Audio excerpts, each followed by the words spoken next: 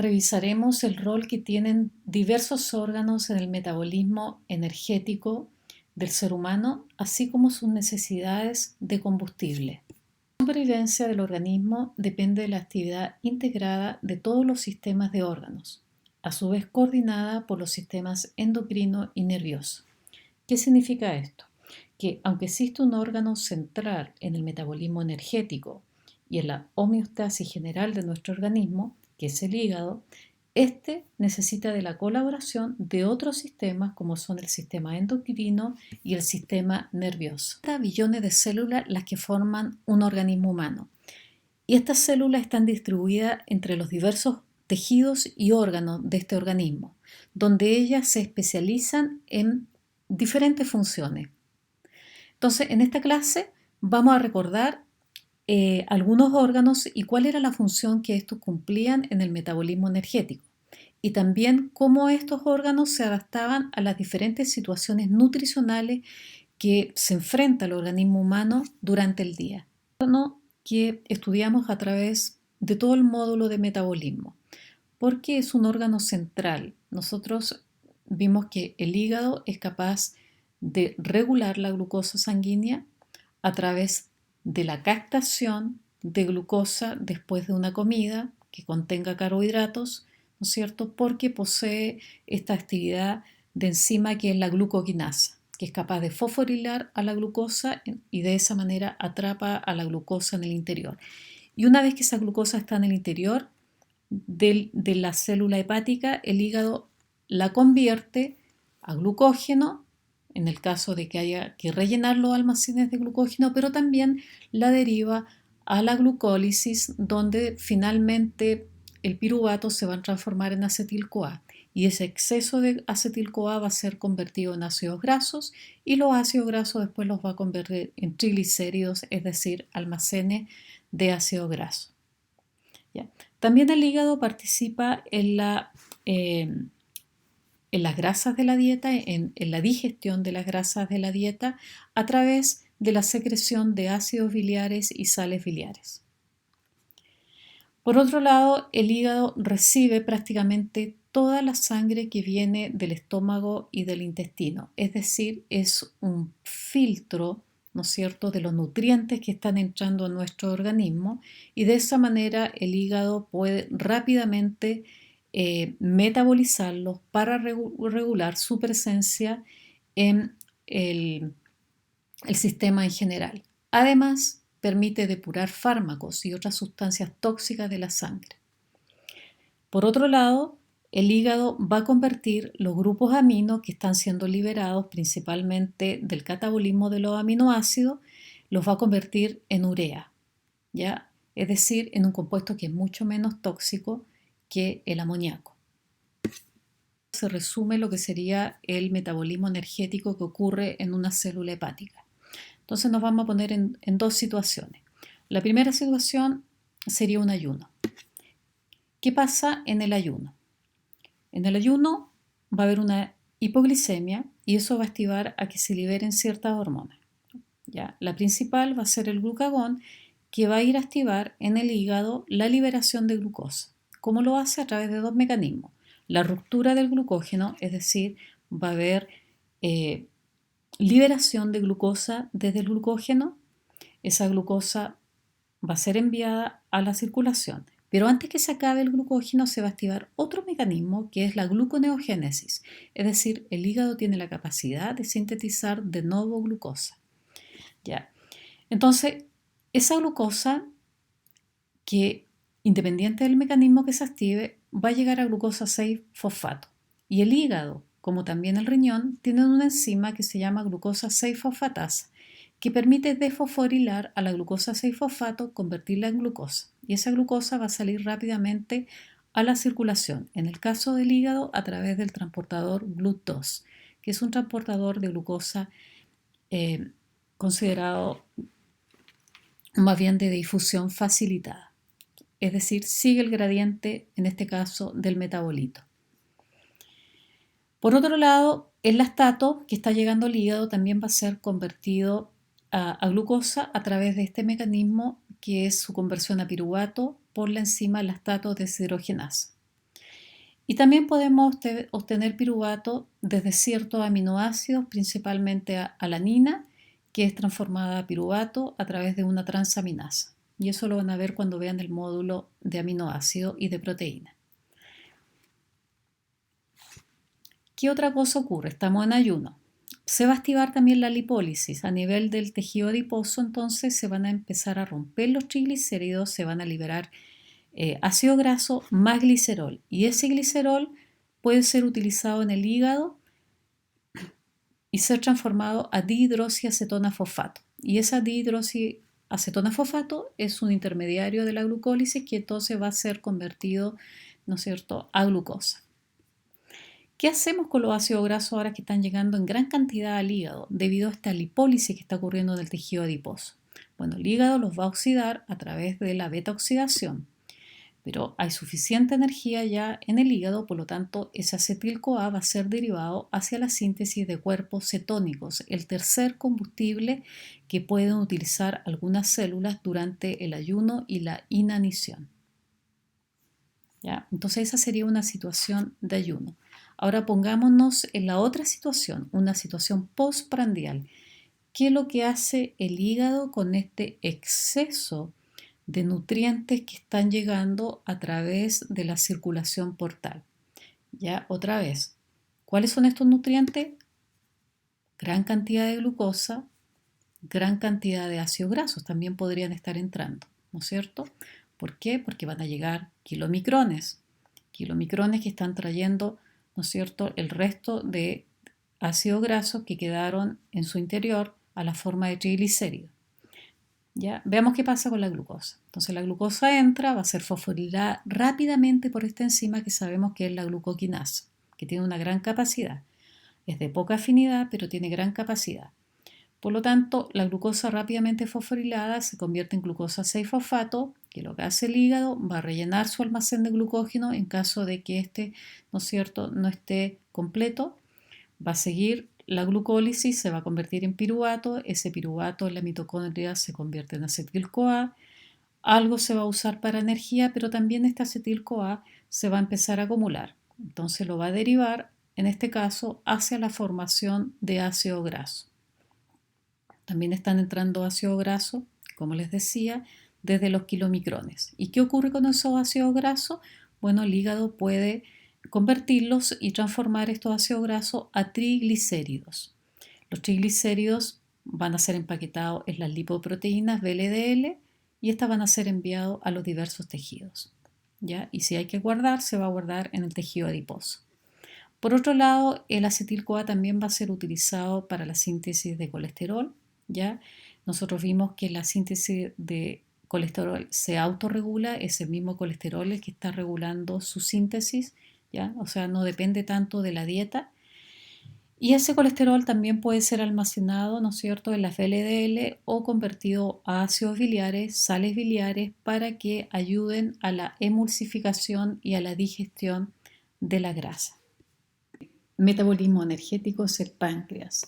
Este órgano tiene funciones clave en la regulación de la digestión de los macronutrientes de la dieta y por lo tanto participa en la homeostasis del metabolismo energético. Y esto lo hace a través de la liberación de enzimas digestivas y también de hormonas. Entre las hormonas que libera está el glucagón, que se libera de las células alfa, y esta hormona es liberada frente a una hipoglicemia. Por lo tanto, el objetivo del glucagón es inducir la liberación de glucosa hacia la circulación. Las células beta del páncreas, por otro lado, liberan insulina, quien responde frente a una hiperglicemia. Y en este caso, la insulina lo que va a estimular es aquellos mecanismos que participan en la disminución de la glucosa sanguínea. Por lo tanto, aumenta la captación desde ciertas células y también, al igual que el glucagón, tienen también funciones sobre el metabolismo de las grasas y también de los aminoácidos.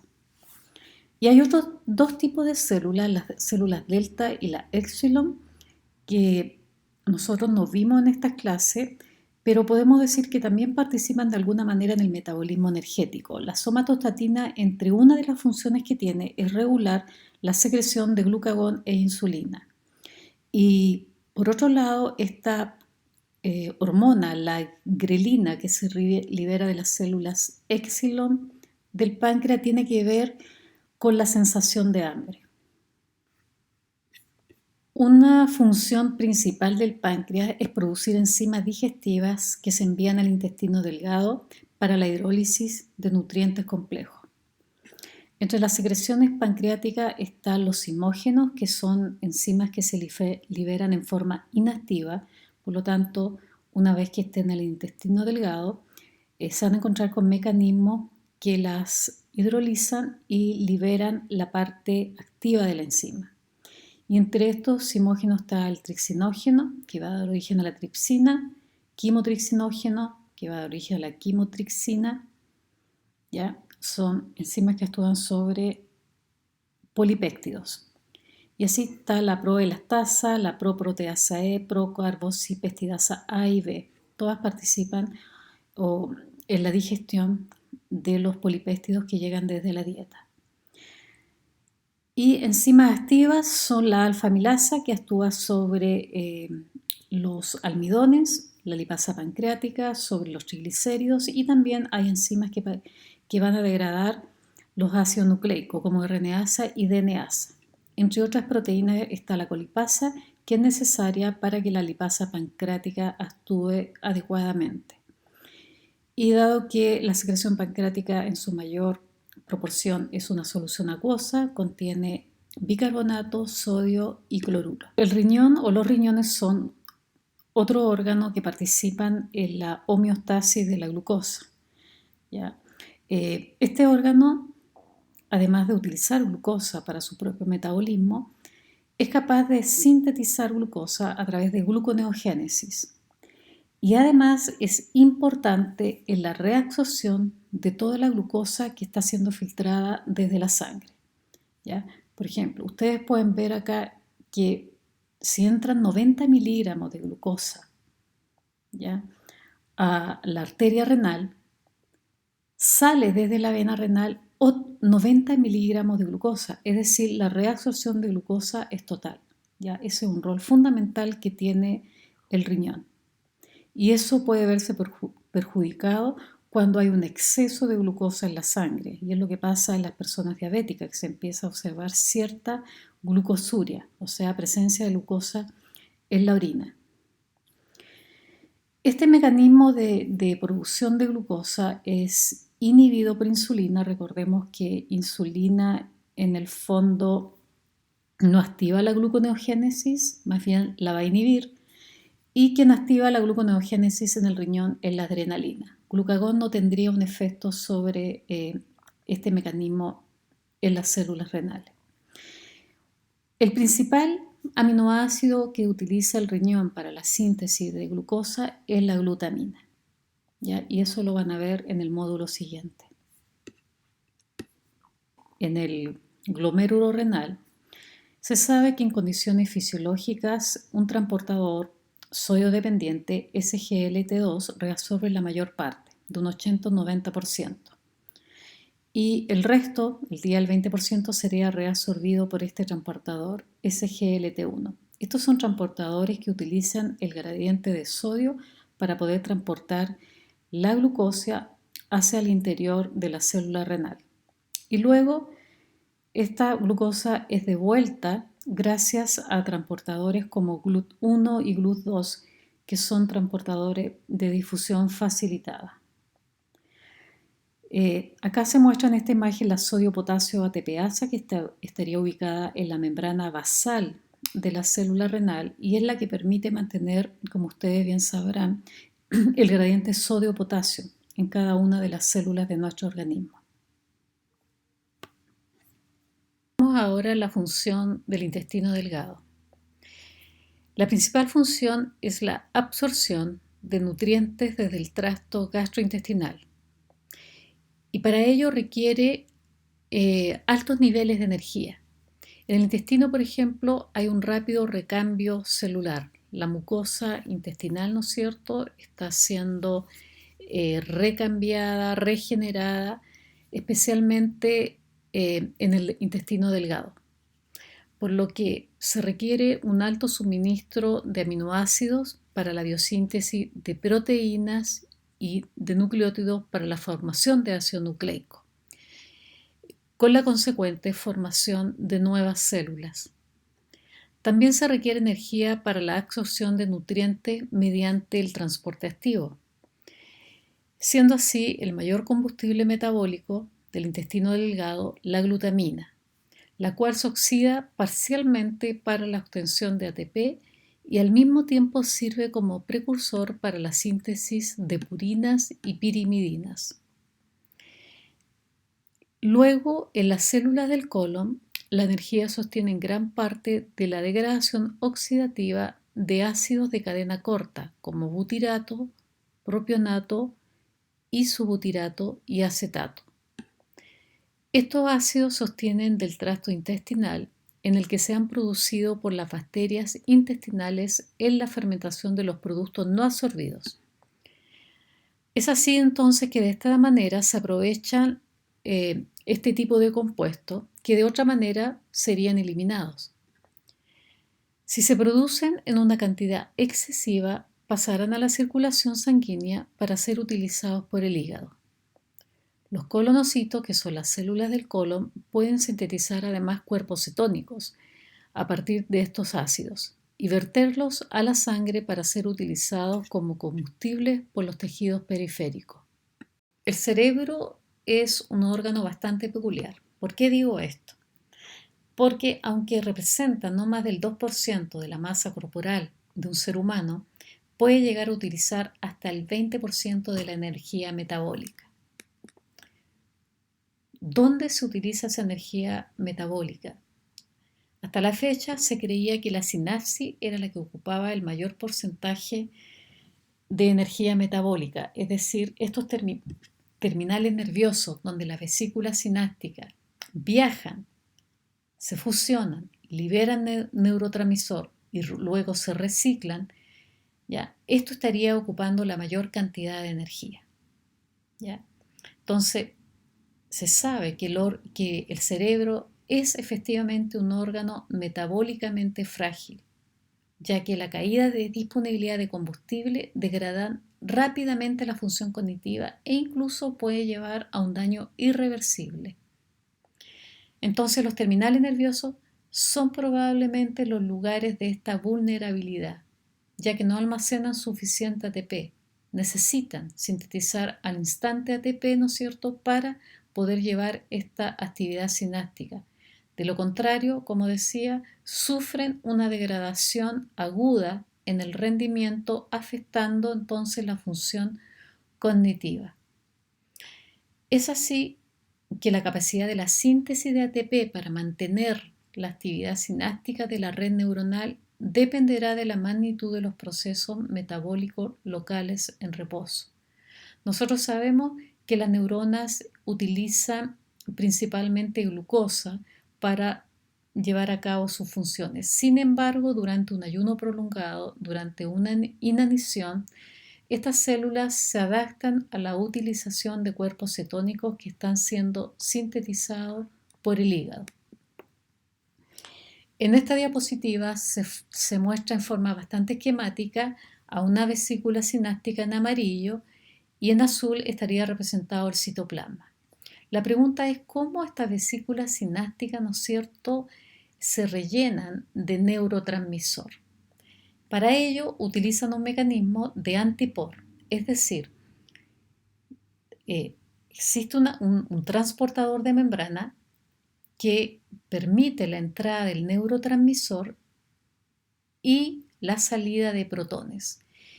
Y lo interesante es que los protones viajan hacia el citoplasma en favor de su gradiente de concentración, es decir, hay más protones en el interior que afuera.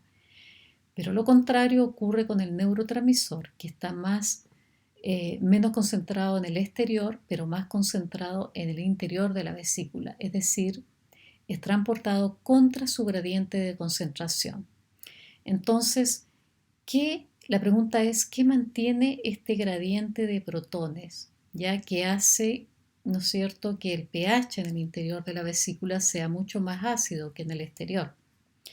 Y esa pregunta se contesta por este mecanismo que es mediado por una proteína que se llama ATPasa vacuolar.